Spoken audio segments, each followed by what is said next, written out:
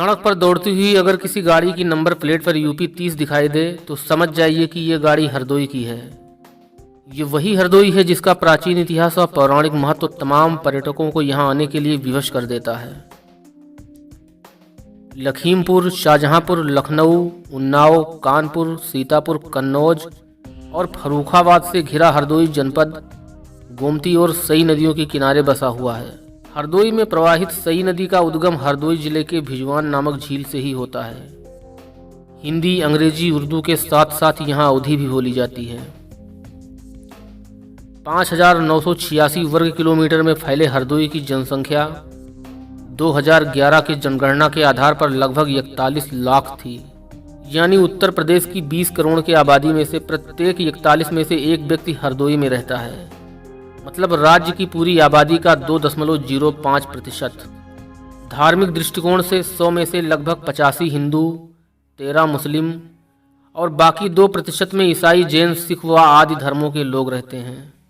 हरदोई उत्तर प्रदेश में एक औसत लिंगानुपात वाला जिला नहीं है। यहाँ प्रत्येक 1000 लड़कों पर 34 लड़कियाँ कम जन्म लेती हैं। ऐसा होना मात्र एक संयोग है या इसके पीछे कोई ठोस कारण? इसका जवाब आपको वीडियो के अंत में मिलेगा, इसलिए इस वीडियो को पूरा अवश्य देखें। चैनल को सब्सक्राइब करने के बाद घंटे को प्रेस करना ना भूलें ताकि भविष्य का हर एक वीडियो आप सरलता से देख पाएं। पौराणिक मान्यता के अनुसार भगवान नारायण के 2 अवतार इस धरती पर हुए हैं, नरसिंह एवं भगवान वामन। इसलिए हरदोई को प्राचीन समय में हरदोई के नाम से जाना जाता था। हालांकि हरदोई नाम पर तमाम विद्वानों में आपस में मतभेद हैं। कुछ विद्वान तर्क देते हुए कहते हैं कि प्राचीन काल में हरदोई हिरण्याकश्यप का राज्य हुआ करता था और उसने पूरे राज्य में भगवान नारायण की पूजा अर्चना पर रोक लगा रखी थी। हिरण्याकश्यप स्वयं को ही भगवान मानता था, अतः राज्य के सारे लोग डर से उसी की पूजा किया करते थे। उसने अपने राज्य का नाम हरिद्रोही रख दिया था और लोगों को चेतावनी दे रखी थी कि जो भी नारायण की पूजा करेगा उसको कठोर सजाएं दी जाएंगी। इसलिए उसने अपने ही पुत्र प्रहलाद को नारायण की पूजा करने पर कठोर से कठोर यातनाएं दी। भगवान नारायण ने नरसिंह का अवतार लेकर अत्याचारी, घमंडी और हरिद्रोही हिरण्याकश्यप का वध किया।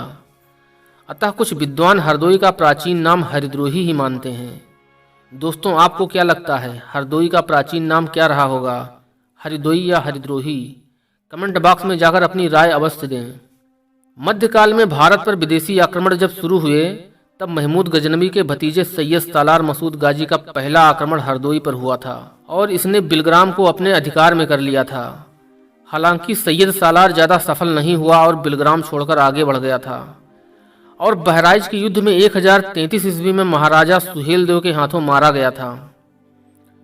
1206 ईस्वी में दिल्ली पर पूरी तरह विदेशी मुस्लिमों का अधिकार हो गया था। इस समय भारत के छोटे छोटे राज्य दिल्ली सल्तनत के अधीन हो गए थे। इसमें हरदोई भी शामिल था। पानीपत के प्रथम युद्ध के बाद 1527 में बाबर ने गंगा नदी पार किया और अफगानों को खदेड़कर लखनऊ बढ़ गया।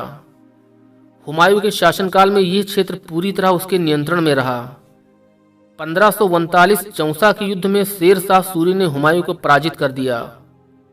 अतः हुमायूं हरदोई के बिलग्राम और पिहानी के जंगलों में सालों तक भटकता रहा।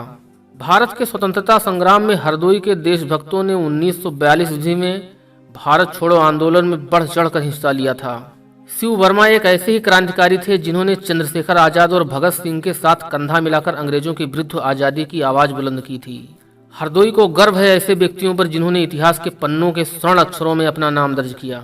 आज का हरदोई, जिसकी अर्थव्यवस्था मुख्य रूप से कृषि पर आधारित है, धान, मक्का, गेहूं, ज्वार, बाजरा, सरसों, गन्ना यहाँ की प्रमुख फसलें हैं। लखनऊ मंडल के अंतर्गत आने वाले इस जिले में 5 तहसीलें, 19 विकासखंड, 2070 गांव, 6 नगर पंचायत, 7 नगर पालिका परिषद एवं 1101 ग्राम पंचायतें शामिल हैं। इसके अलावा 2 लोकसभा निर्वाचन क्षेत्र एवं 8 विधानसभा निर्वाचन क्षेत्र हरदोई जिले में आते हैं। हरदोई जिले में ऐसे कई ऐतिहासिक, धार्मिक एवं प्रसिद्ध स्थल हैं जो हरदोई जिले को पूरे भारत में एक विशिष्ट पहचान देते हैं। संडीला में स्थित हत्याहरण तीर्थ, जहां एक सरोवर है, मान्यताओं के अनुसार भगवान राम ने रावण वध के बाद ब्रह्म हत्या के दोष से मुक्त होने के लिए इसी सरोवर में स्नान किया था। जिला मुख्यालय से लगभग 20 किलोमीटर दूर सकहा नामक गांव में भगवान शिव को समर्पित एक प्राचीन शिव मंदिर है, जो संकट हरण मंदिर के नाम से आसपास के जिलों में भी प्रसिद्ध है। हरदोई में श्री बाबा मंदिर एक प्रसिद्ध स्थल है। इसके पास एक प्राचीन टीला है जिसे हिरण्याकश्यप के महल का अवशेष कहा जाता है। यहाँ से थोड़ी दूर चलने के बाद श्रवण देवी का मंदिर है, जो प्रहलाद कुंड के पास में ही है। प्रहलाद कुंड ये वही जगह है जहाँ होलिका दहन का विवरण पौराणिक कहानियों में मिलता है। इसके अलावा हरदोई में ऐसे सैकड़ों धार्मिक स्थल हैं और मंदिरें हैं जिनका पौराणिक एवं धार्मिक महत्व है। घंटाघर विक्टोरिया हॉल, राजा नरपत सिंह स्मारक माधोगंज, नवाब दलेर खान का मकबरा, रौजा, सदर पिहानी आदि ऐतिहासिक स्थान हरदोई जिले को एक पर्यटन स्थान के रूप में प्रसिद्ध करते हैं। सांडी पक्षी विहार, जो 309 हेक्टेयर में फैला हुआ है। ये खूबसूरत पक्षी विहार हरदोई रेलवे स्टेशन से लगभग 19 किलोमीटर की दूरी पर है। सांडी पक्षी विहार देश विदेश के मेहमान पक्षियों के आने के लिए प्रसिद्ध है।